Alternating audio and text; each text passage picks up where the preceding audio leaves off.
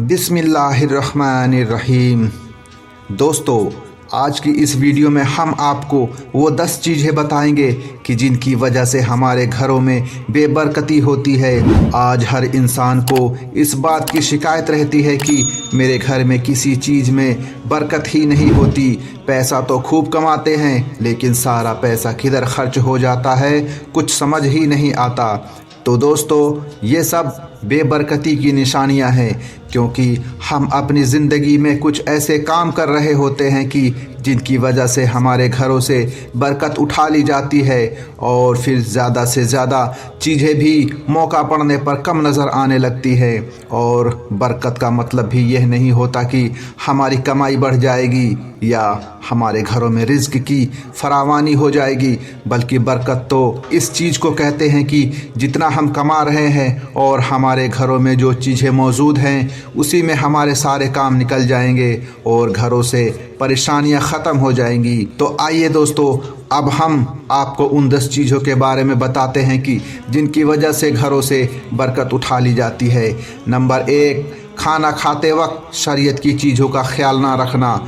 दोस्तों, खाना हमारी ज़िंदगी का एक लाजमी हिस्सा है और हम उसी की वजह से ज़िंदा रहते हैं। लेकिन हुजूर सल्लल्लाहु अलैहि वसल्लम ने हमें खाना खाने के कुछ आदाब सिखलाए हैं कि जब भी खाना खाया जाए तो बैठकर खाया जाए और बिस्मिल्लाह पढ़कर खाना शुरू किया जाए और खाने से पहले हाथ अच्छी तरह धो लिया जाए। लेकिन आज हम लोग खाने में कुछ ऐसी कोताहियाँ करते हैं कि जिनकी वजह से हमारे घरों की बरकत उठा ली जाती है, जैसे खड़े होकर खाना खाना या जूते पहनकर खाना खाना या नंगे सर खाना खाना, बिस्मिल्लाह पढ़े बगैर खाना शुरू कर देना और बगैर हाथ धोए खाना खाने बैठ जाना। नंबर 2, मेहनत की कदर ना करना। दूसरी चीज़ जिसकी वजह से हमारे घरों में बेबरकती आती है वो ये है कि आने वाले मेहमान की कदर ना करना। बहुत से लोगों की आदत होती है कि जब उनके घर कोई मेहमान आता है तो वह खुश होने के बजाय और ज़्यादा परेशान हो जाते हैं कि अब हमें इस मेहमान के लिए खाने पीने का इंतज़ाम करना पड़ेगा, रात को सोने का इंतज़ाम करना पड़ेगा। और वो लोग मेहमान को बोझ समझते हैं। किताबों में उलमा इकराम ने लिखा है कि जो लोग मेहमानों को बोझ समझते हैं तो उनके घरों से बरकत ख़त्म कर दी जाती है। नंबर 3, खाना खाने के बाद उस बर्तन को साफ़ ना करना। दोस्तों, आज इस मामले में भी बहुत ज़्यादा कोताही बरती जाती है। आपने शादी ब्याह के मौके पर देखा होगा कि लोग जिस बर्तन में खाना खाते हैं उसको साफ़ नहीं करते हैं, और बहुत से लोग तो ऐसे होते हैं कि जो बर्तन में आधा खाना छोड़कर उठ जाते हैं। इसी तरह घरों में भी हम लोग इस मामले में बहुत कोताही करते हैं कि खाना खाने के बाद बर्तन को साफ़ नहीं करते। हुजूर सल्लल्लाहु अलैहि वसल्लम ने फरमाया है कि ऐ लोगों, जब तुम खाना खाकर उठो तो अपनी प्लेट को अच्छी तरह चाट लिया करो, क्योंकि अल्लाह की तरफ से बरकत पूरे खाने पर नहीं उतरती बल्कि खाने के किसी एक हिस्से में बरकत उतारी जाती है। इस हदीस का मतलब ये है कि हम जो खाना खाते हैं उसमें पूरे खाने में बरकत नहीं होती बल्कि चावलों में से किसी एक चावल में बरकत रखी जाती है। और हो सकता है कि हम जब खाना खाकर उठे तो वही चावल हमसे छूट जाए जिसमें अल्लाह ताला ने बरकत रखी थी।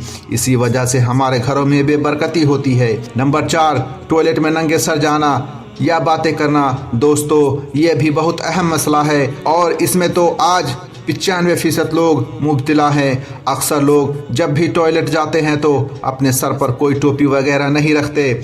हमें इस्लाम की तरफ से यह आदाब सिखलाए गए हैं कि जब भी हम टॉयलेट जाएं तो अपने सर को ढककर जाएं ताकि शैतान हमें अपना शिकार ना बना सके।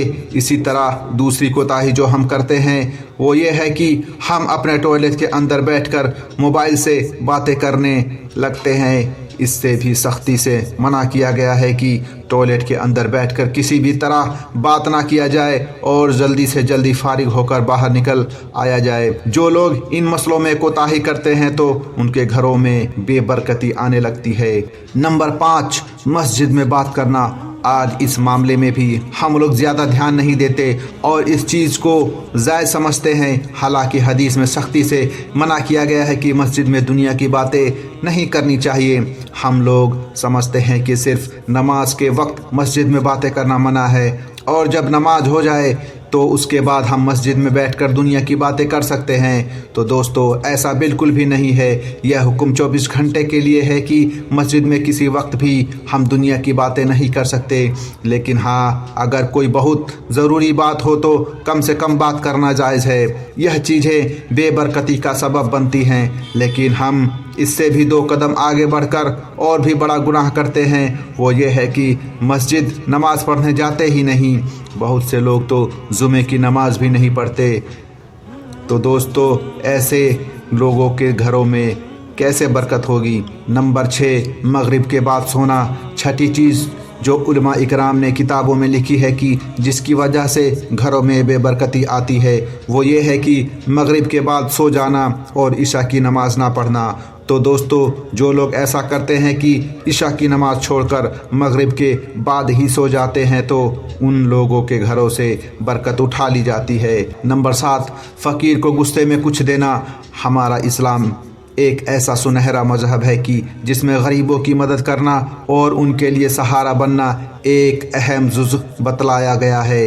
इसी को हम ज़कात कहते हैं, जिसके बारे में हुजूर सल्लल्लाहु अलैहि वसल्लम ने इरशाद फरमाया है कि ज़कात मालदार लोगों से ली जाएगी और गरीब लोगों पर तकसीम कर दी जाएगी। ज़कात के अलावा मोमिनों को हुक्म दिया गया है कि तुम ज़्यादा से ज़्यादा सदका खैरात भी किया करो।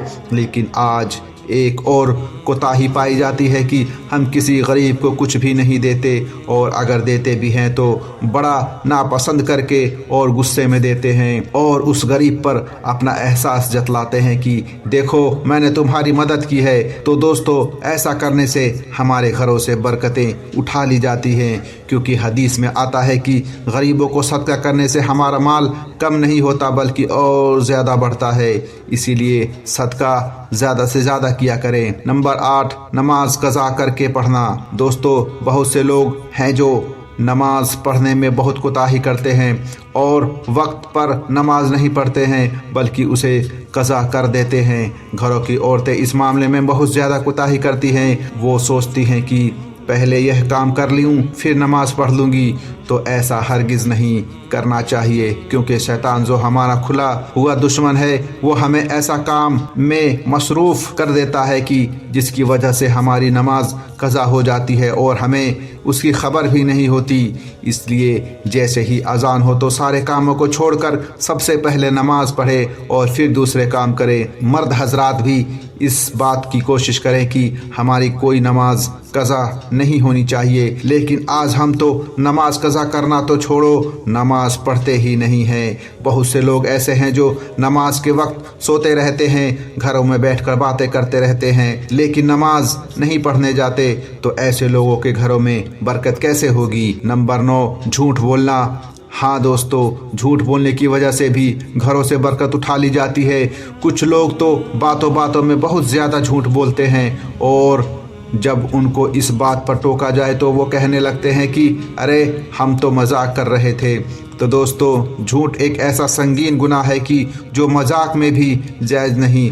हदीस के अंदर आता है कि हुजूर सल्लल्लाहु अलैहि वसल्लम ने फरमाया है कि एक मोमिन बंदा सारे गुनाह कर सकता है लेकिन झूठ नहीं बोल सकता। इसीलिए खुद को झूठ जैसी संगीन बीमारी से बचाएं ताकि हमारे घरों की बरकत ख़त्म ना होने पाए। नंबर 10, गाने सुनना। हाँ दोस्तों, गाने सुनने की वजह से भी घरों की बरकत उठा ली जाती है, क्योंकि हम जब अल्लाह की नाफरमानी करेंगे तो हमारे घरों में बरकत कैसे होगी। और आजकल तो ऐसे ऐसे गाने बना दिए गए हैं कि जिन्हें सुनने की वजह से लोग इस्लाम से निकल सकते हैं। इसलिए ख़ुद को इन गुनाहों से बचाएं। दोस्तों ये पूरी 10 चीज़ें हैं कि जिनकी वजह से हमारे घरों की बरकत ख़त्म हो जाती है और हम समझते हैं कि हमारे घरों पर किसी ने दुआ ताबीज़ करवा दिया है और इसी वजह से घर में बरकत नहीं हो रही है। तो ऐसा बिल्कुल भी नहीं होता। हमारे घरों पर या हमारी दुकानों पर या हमारे कारोबार पर कोई भी दुआ ताबीज़ नहीं करा सकता। सारी ताकत अल्लाह के हाथ में है। ये सब हमारे गुनाहों की नहूसत होती है कि जिसकी वजह से हमारी दुकानों में اور ہمارے کاروبار میں اور ہمارے گھروں میں بے برکتی آتی ہے۔ قرآن میں اللہ تبارک و تعالیٰ ارشاد فرماتے ہیں کہ لوگوں کے گناہوں کی وجہ سے زمین میں ظلم و فساد ہوتا ہے، اور اگر یہ لوگ گناہوں سے رک جائیں اور توبہ کر لیں تو یہ ظلم و فساد سب ختم ہو جائے گا۔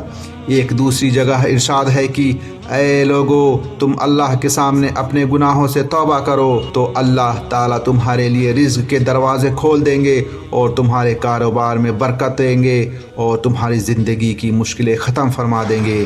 اس لیے دوستو، اپنی زندگی کو ایسا بنائیں کہ جو اللہ تعالیٰ کو پسند آئے۔ ایسی زندگی نہ گزارے کہ جس سے شیطان خوش ہوتا ہے۔ اگر ہم ایسی زندگی گزاریں گے اور شیطان کو خوش کریں گے تو ہمارے گھروں میں بھی برکت نہیں ہوگی اور مرتے دم تک پریشانی ہی رہے گی۔ پیارے دوستو، اگر آپ کو میری یہ ویڈیو پسند آئی ہو اور آپ کو میری اس ویڈیو سے کچھ سیکھنے کو ملا ہو تو ایک پیارا سا کمنٹ کر کے چینل کو سبسکرائب کریں اور مہربانی کر کے اس ویڈیو کو زیادہ سے زیادہ شیئر کریں۔ شکریہ۔ السلام علیکم ورحمۃ اللہ وبرکاتہ۔